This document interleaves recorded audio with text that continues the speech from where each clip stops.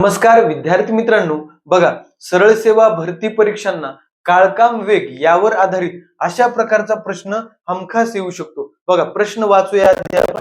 ए, बी व सी हे तीन व्यक्ती एक काम अनुक्रमे 10, 12, 15 दिवसात पूर्ण करतात.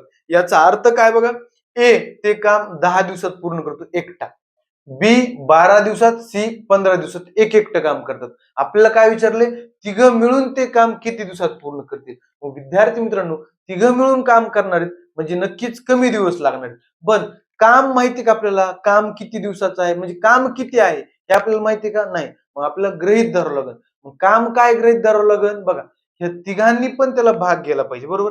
10 पण 12 पण 15 पण भाग गेला पाहिजे. आपण कॅल्क्युलेशन करू शकतो ना. मग मग भाग गेला पाहिजे. मग कोणती संख्या गृहीत धरायची, तिघाने भाग जाणारी लहानात लहान संख्या कोणती असते, लसावी असते. या तिघांचा भाग घ्यायचा, त्यालाच काम कन्सिडर करायचं. चला मग काय, ए बी सी किती 10, 12, 15 दिवसात करतात. त्याचा लसावी काढला, 10 आणि 12 आणि 15 याचा लसावी काढला तर किती येतो, 60 येतो.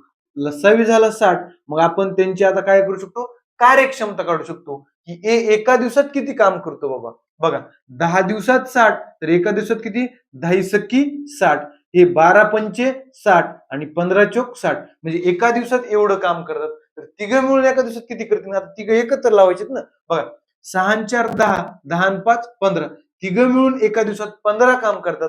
तर 60 काम करायला किती दिवस लागतील, याला 15 न भागा. चला 15 एक 15, 15 चोक 60 म्हणजे किती दिवस लागतील, 4 दिवस लागतील काम पूर्ण करायला.